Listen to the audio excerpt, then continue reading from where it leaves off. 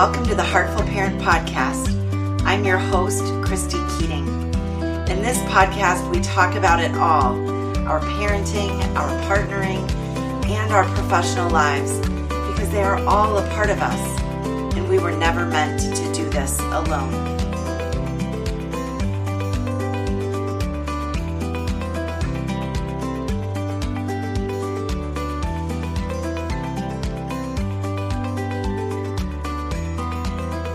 Hello, Heartful Parent Podcast listeners. Happy New Year. It is so hard for me to believe that we've already launched into 2024, that it's January, that we're, at the start of this time of reset that it is for many people, including myself. I'm not a big resolution person, but I do like using the new year as kind of just a reset and a regroup. I hope that everyone had a wonderful holiday season, however it is that you celebrate, and that you are looking forward with fresh eyes and a fresh heart to 2024.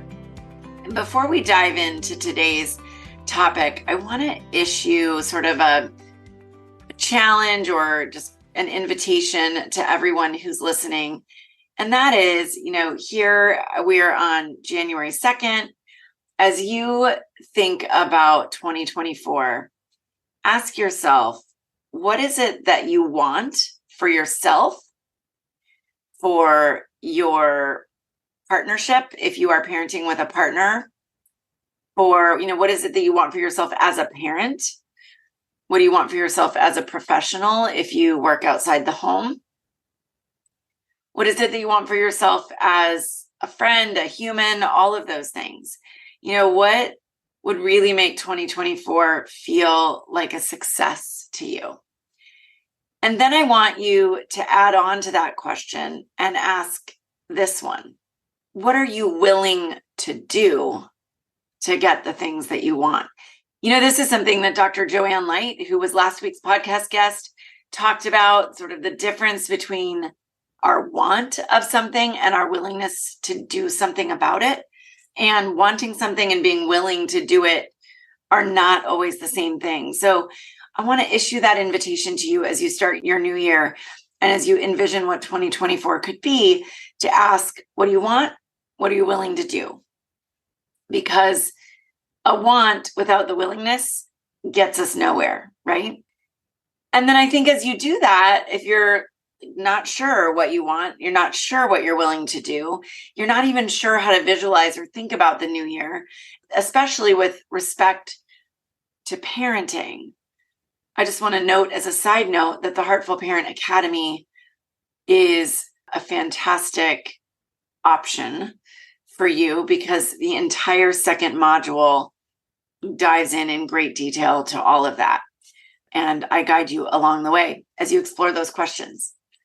But with that sort of noted, we're going to dive into the content of today's episode. And I will note that it is a solo episode. You're just hearing from me today as we launch into 2024. But it's going to be slightly different than some of the previous solo episodes that you may have heard from me on. Because in previous episodes, I've dived into something really specific, like some aspect of parenting and, or a heartful parenting practice. For example, how you can have a family meeting, or, the role that gratitude can play overall in your family and why it's important. Today's episode is just a touch different. It's a little bit special to me because of the sort of thoughtfulness that I needed to put into this to prepare for this episode. And I hope you find it useful. I hope you find it helpful to you. So for context for this episode, I think it's really important to know a little bit about my family, more than, or something different than I've shared before. So for the last 4 years, my family has hosted au pairs. And if you don't know anything about the au pair program, it is a cultural exchange program that is administered or sort of monitored by the U.S. State Department, at least here in the United States. There are au pair programs in other countries that are handled obviously differently from country to country. But here in the United States, it's a cultural exchange and childcare program where the US allows young people from around the world to come into the US to live with a family on a special visa, to provide childcare to that family, but then to sort of be welcomed into the family as a member of the family, to go on weekends away, trips, go out to dinner, celebrate holidays, eat nightly dinners, or whatever that family does. And that's really the way that we've embraced it. Is we've welcomed a total of 3 young women into our home as au pairs, and really wanted them to become a part of our family. We've included them in holidays. We've included them in our daughter's dance recitals. We've gone out to dinner. We've watched movies together. All of those things that a family does, we have done with our au pairs. And our first au pair was just a really phenomenal experience. Lini from Brazil came to us just a couple of months before we all went on lockdown for COVID. Her tenure really started off with a bang, because shortly after she arrived, literally actually the day after she arrived, I received a cervical cancer diagnosis, which, obviously created a lot of fear and worry and led to a pretty major surgery. And then while I was on bed rest from that surgery, and I will note at the outset, I am fine. I had a surgical cure. I'm good. But while I was on bed rest from that, COVID really set in. We had heard rumblings about it before my surgery, but a week or two after I was released from the hospital for that, we all went on lockdown. And nobody really knew what to expect, right? And Lini stuck with us through thick and through thin, and she ended up being with us for over a year. And really, the work that I'm doing here on this podcast and on a daily basis, I really attribute to her, because had she not been with us and been willing to stick that out with us, I probably would have, at a minimum, had to set my business aside for a couple of years, and could have potentially even lost it altogether, because I would have had to step into that full-time childcare role. And I didn't need to do that, because we had the most amazing human living with us, who was a phenomenal partner in getting our kids the things that they needed during that really stressful time. When Lini left after a little bit more than a year and a half, I wrote her a letter. And I thought through in this letter, sort of, I'm not her mom, but I was her host mom. I'm sort of her second mom. We have a very close relationship. And I sort of thought through, what are the things that I want this young woman to know as she goes back to Brazil, as she goes back to her, birth family, as she goes to create a life for herself. What are the things that I want her to know based on what I know of her? And I wrote her a letter with some sort of life wisdom and life advice. Well, fast forward, we had a wonderful experience with our second au pair. And we just a little while ago ended our time with our third au pair. And I have to be honest with you, the third au pair was a very different experience than the first 2. It was not the sort of dream match that we had had with Lini and our second au pair, Karen. And there were times when my husband and I really wondered if, we wanted to sort of see the year through. And in the end, we ended up having to end our relationship, our host family au pair relationship, a couple of months early for a variety of reasons. She was with us for 10 months. And as I was looking to the end of her tenure with us, I was kind of thinking through that question again, which was, what is the life advice that I would give to this young woman? She arrived in our home at age 20, freshly 20. She left our home just 2 days after turning 21. And, she's obviously still in the formative years. And it really made me think, what do I want her to know as she goes back to her home country of Argentina? And then sort of the also life advice that I gave to our second au pair, Karen, after she left us and went home to Mexico. And I will add, just as a side note, Karen is already back in the country. While she was here, she met an incredible young man. They fell in love and they are planning to get married. And so we get to keep her close. And Leanie, our wonderful first au pair, is returning in February to attend school and will be living with us while she does that. So we are just over the moon thrilled about that. Because these young women, as I said, really became parts of our family. But here's, I've been thinking about, what do young people need to know? What is the life advice that we would give to them? And then I started thinking about, what is life advice that has been given to me? And what is the life advice that I hold true into my adult years? And, I'm now 50. I'm, clearly middle-aged and entering the second half of my time here on the planet. I'm not having a midlife crisis, but I do find it to be a rather sort of contemplative time as I think about, who am I, where have I been, and where do I want to go? And so that's really the background and the foundation for today's episode. So I hope you will humor me as they say, wax poetic. I don't know that it will be particularly poetic, but I think the things that I've been thinking through, that these young people that I shared with these young people, that I felt like they needed to know as they went out into the world, and the advice that has been most helpful for me, I wanted to share that all with you. One, because, I'm hopeful that it's helpful to you, but also if you think back to the invitation I made just a little while ago about what you hope for your year in 2024, and maybe ideally what you even hope for your life and your parenting and your relationship and your professional life and all of those things, well, beyond 2024, what is the life wisdom, the life advice that you have found most helpful and that you want to impart to your children? Not through a lecture. I will just note, this does not happen by lecture, especially when our children are younger. I think the letter that I wrote to our first au pair is certainly a tool that is available to us all as our kids get older.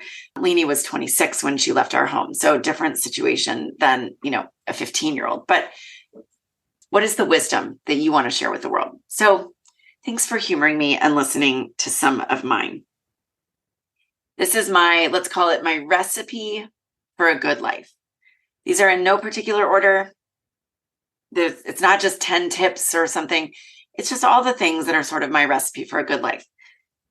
All right. So number one, I think the most important thing that we can do for ourselves, and the most important thing that we can leave space for our children, is to know ourselves, for them to know themselves.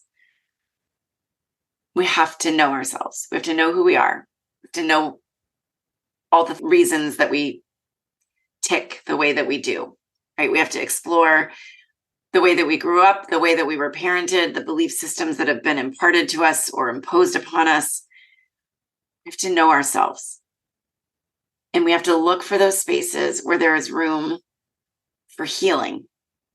And I believe that we have an obligation to ourselves, to our legacy, and the legacy we want to leave our children, to heal ourselves, to find the space for healing. And whether that's with the assistance of a therapist, a coach, self-reflection, writing, poetry, song, whatever it is, forgiveness, we have to heal ourselves. I think knowing ourselves and healing ourselves is really a critical first piece to being a wholehearted parent, partner, professional, human.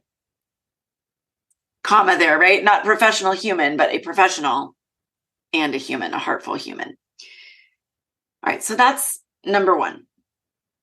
Number two, I'm not going to spend a ton of time on because you've heard me talk about it before, but that is, be grateful.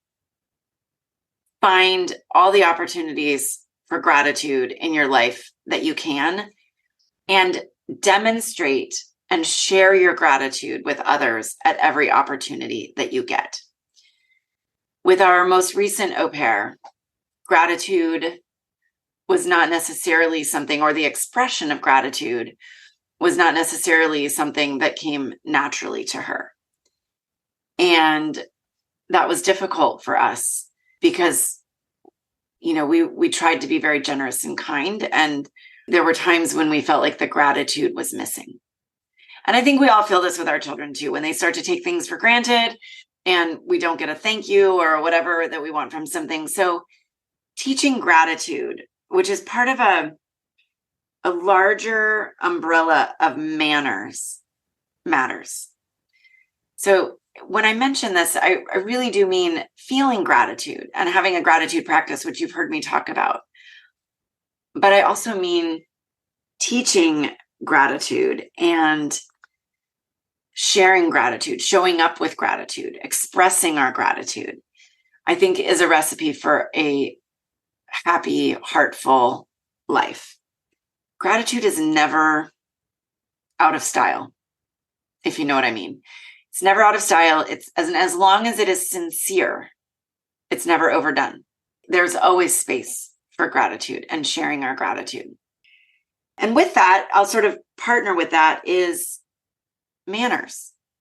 Now, that doesn't mean that we say yes to everything and we are, blindly obedient.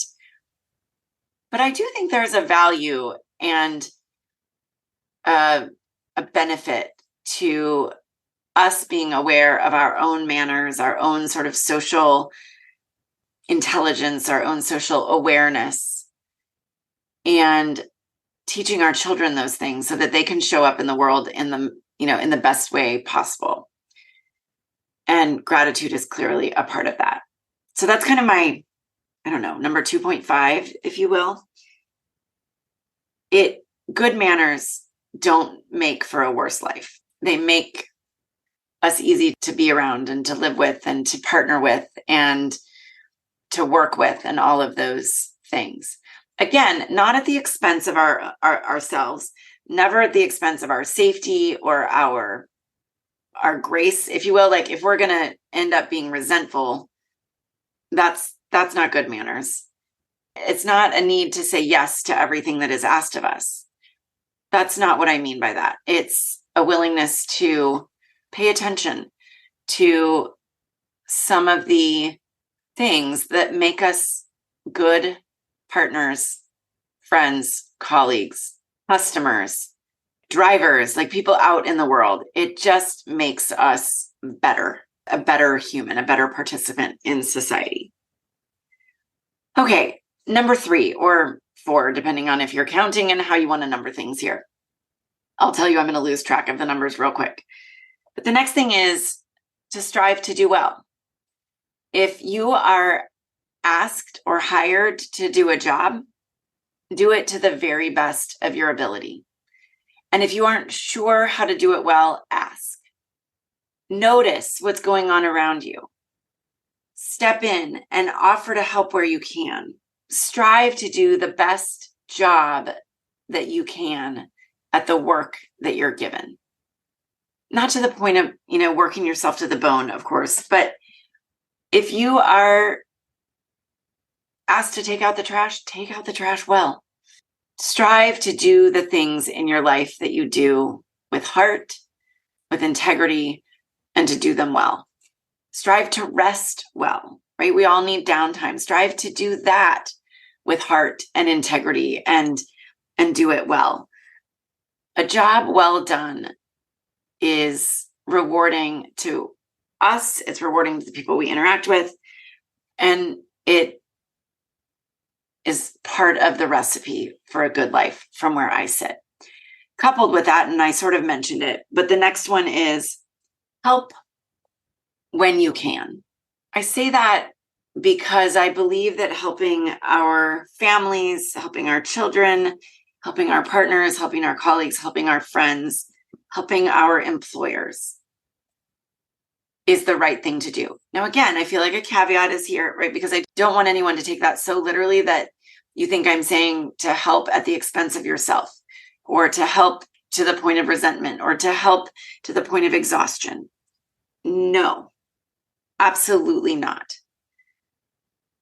But show up and ask, what can I do to help? Or better yet, hey, here's what I think I could do to help. Would that be helpful?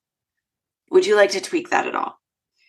Right? And this comes to the forefront because my husband and I just ended, nearly a year of living with a young woman who was not a bad person, but I don't think she stepped into the idea of striving to do well whenever she could, or offering to help whenever she could. And that was noticeable. And so very different from the experience that we had before that. So help when you can. It doesn't take a lot to say, hey, what can I do to help? Teach your children to do that. Hey, what can I do to help after dinner? What can I do to help around the house? And we have to cultivate that intentionally. And listen, when our kids are younger, we can do it better, faster, cleaner. And so we often train them out of being helpful because they want to help. And we say, no, I've got this, right? I can do it better, faster, cleaner. We train helpfulness out of them.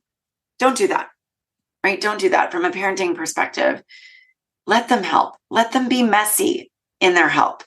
Let them be imperfect in their help. Let them be slow in their help. Because what we're teaching them to do is reach those adult years or the teenage years, and they will be so much more likely to ask, hey, what can I do? What can I do? And I've seen this with my own children and seen the contrast with the young woman living with us. So it's something to consider. All right, next, show up in your life. Be present. Be present for the people around you, but also be present for yourself. Don't be so worried about the future, so worried about what's next week, what's next month, what's next year. I recognize the irony that I've asked you to think through the year, but show up in this moment. Be grateful in this moment. Strive to do well in this moment. Focus on the here and the now and the connecting with the people that are with you now.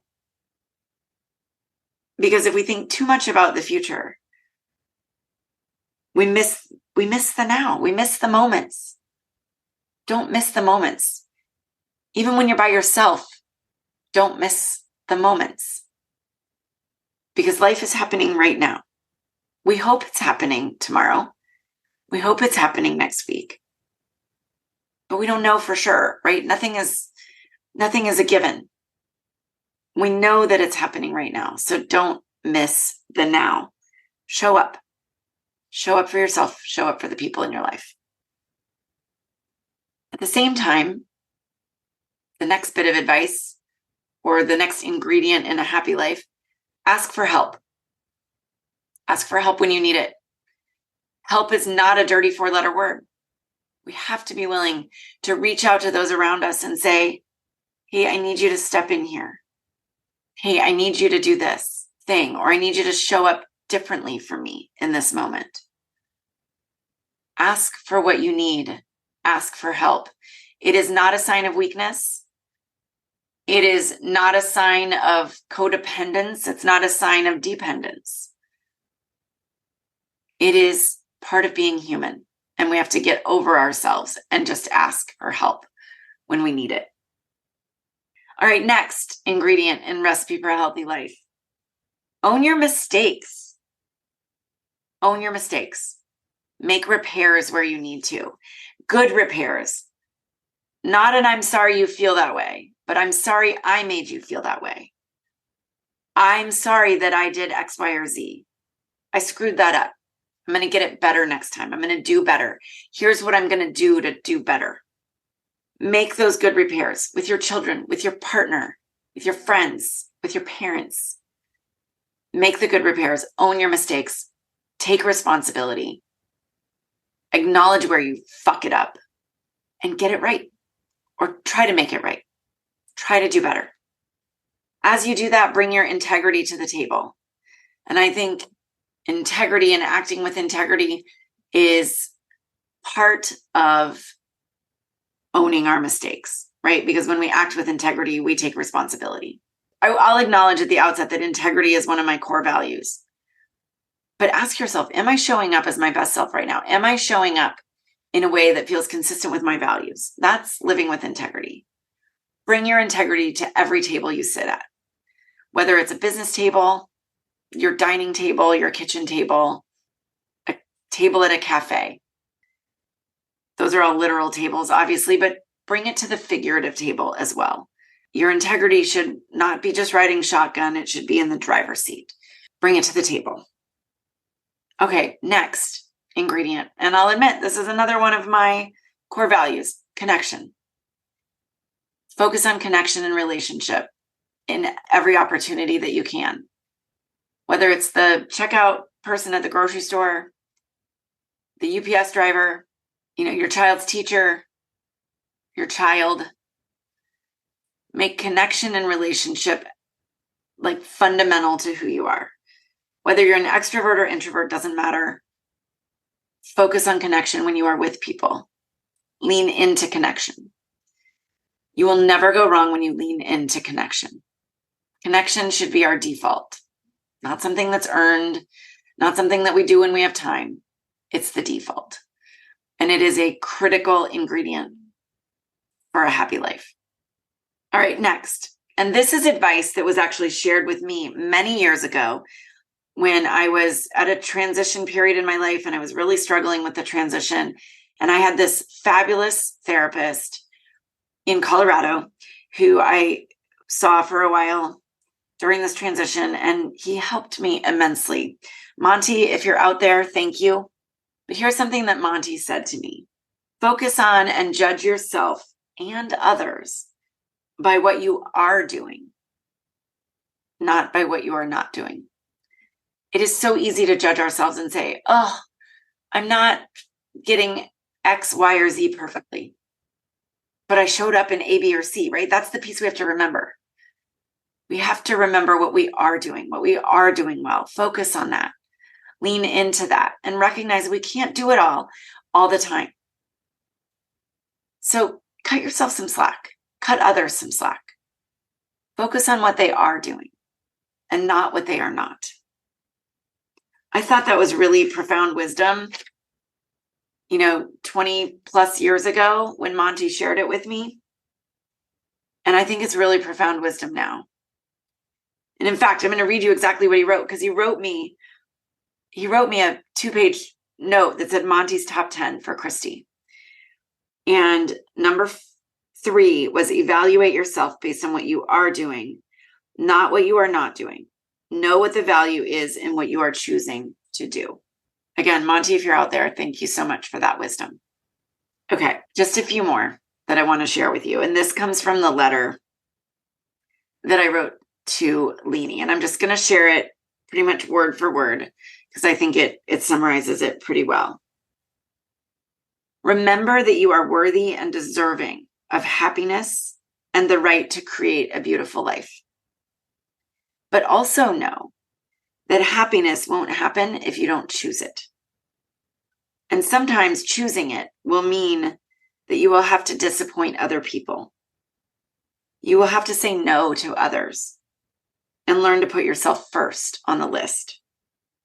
You may feel like you are being selfish or like a bad parent, daughter, friend, partner, sister, niece, you name it, husband, son, etc.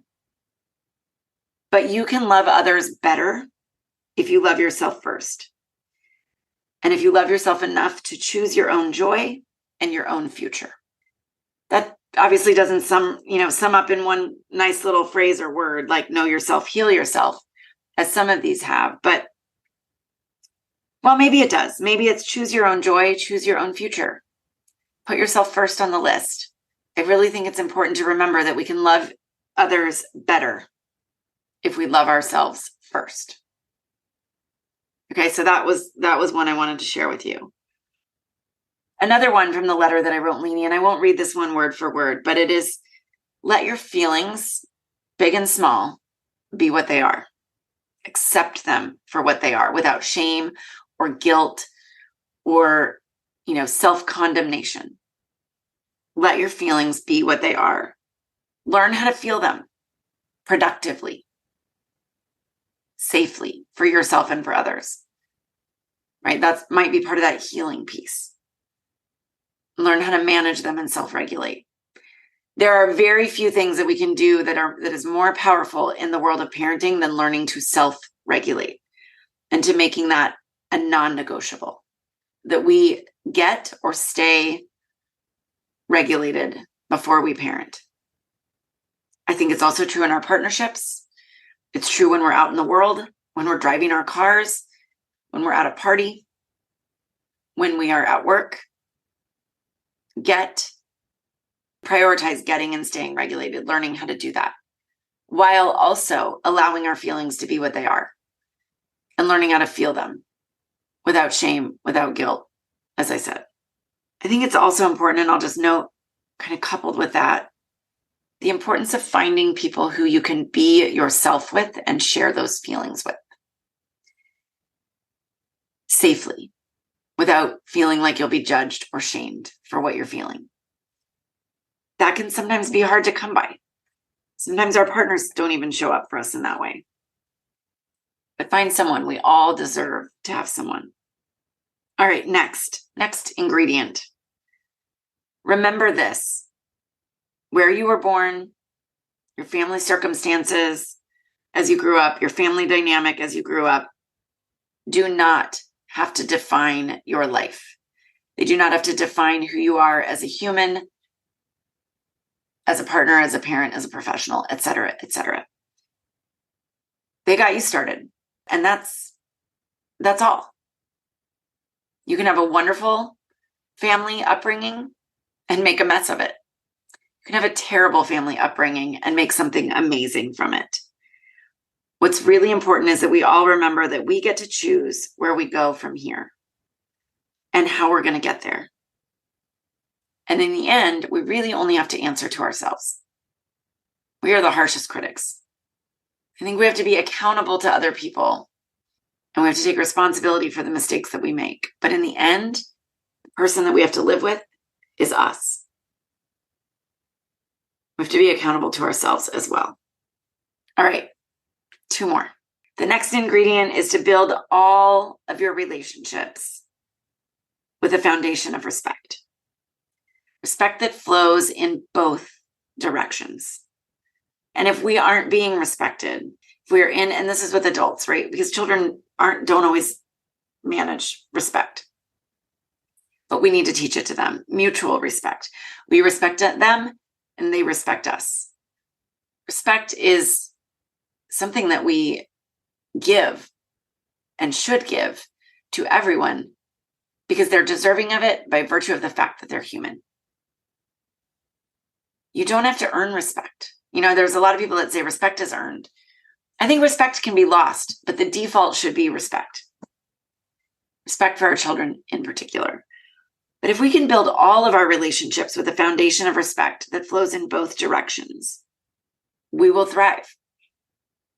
If we respect someone, but they don't respect us, and this is with adult relationships, they're not worthy of your time and energy. We are all deserving of respect from the people that we know and love, simply by virtue of our beautiful humanness, as I already mentioned. And if you find yourself giving respect without getting it in return, I think that's a really good time to recognize or to question those relationships and the foundation of those relationships, and to make choices that recognize our own value and our own worth. Okay, I told you that I had 2 more last time. I actually have 2 more now. There's one I neglected. I think a critical ingredient of a recipe for a whole and heartful life is to remember that you are loved. You are loved. And that sometimes feels tough. But I know that every person listening to this is loved by someone, and probably many someones. And if we can remember that, it makes all of these other pieces easier. All right, so that is by and large my recipe, my formula for a good life. I'm sure there's things that I've missed, and there's one more little tidbit I'm going to add. It's like the cherry on top of the sundae. But really, those are the fundamental pieces. And I think if we do all of those things, know yourself, heal yourself, show up with gratitude, strive to do well, help when you can, show up, be present, don't miss the moments, ask for help, et cetera, all the things that we just talked about. That is how we build and create joy and a heartful, wholehearted life for ourselves, our families, and our children.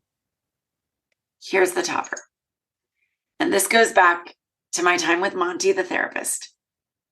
At that time, I'm an avid reader. For those of you who don't know me personally or haven't been on a Zoom call with me and haven't seen the bookshelf behind me, it is full of books. And those are just my work-related books. My bookshelves upstairs are overflowing, and we have boxes of books in the garage. I know some people would say, get rid of them. And Marie Kondo would say, get rid of them. I saw something recently where Marie Kondo, the organizing specialist, said that really we shouldn't have more than 30 books in our house. And to that I say, pshaw, Marie, that's crazy talk. I'm a believer that we should have books in every room. And because of that, for many, many years, I had this hang up that if I started a book, I had to finish it. Even if I didn't like it, even if I wasn't engaged, even if it took me forever. And in fact, to this day, I still have books that have been on my shelf for many years that have a bookmark in them because I picked them up, didn't, for whatever reason, didn't finish it. And I left the bookmark so that someday before I die, I can finish that book. Here's what Monty said to me. Life is short. Life is precious. And you don't have to finish every single thing you start. You got to finish parenting, but everything else is fairly negotiable.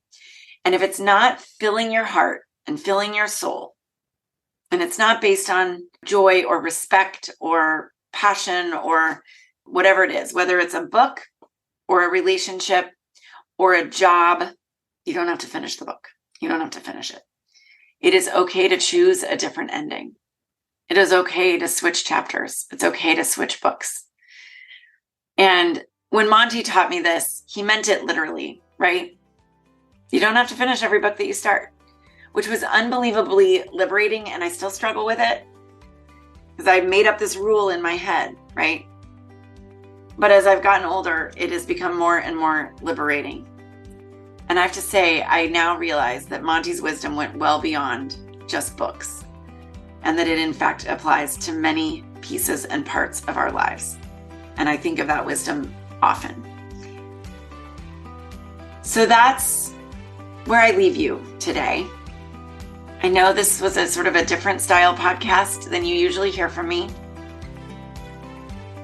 I hope it was helpful. Maybe it helps you know me a little bit more. Maybe you think, oh my God, this lady's crazy. She's got books everywhere. Or, you disagree with some of my ingredients that I'm putting in my recipe. That's okay. It's okay if you disagree with me on some of them. We're different people. So the question is, what are your ingredients? What is your recipe for a happy, heartful life? I'd love to know. Reach out. You can email me at Christy@theheartfulparent.com. Share with me your wisdom. Share with me the things that feel really critical to you. And with that, I will wish you and bid you a happy new year. I'll see you next week.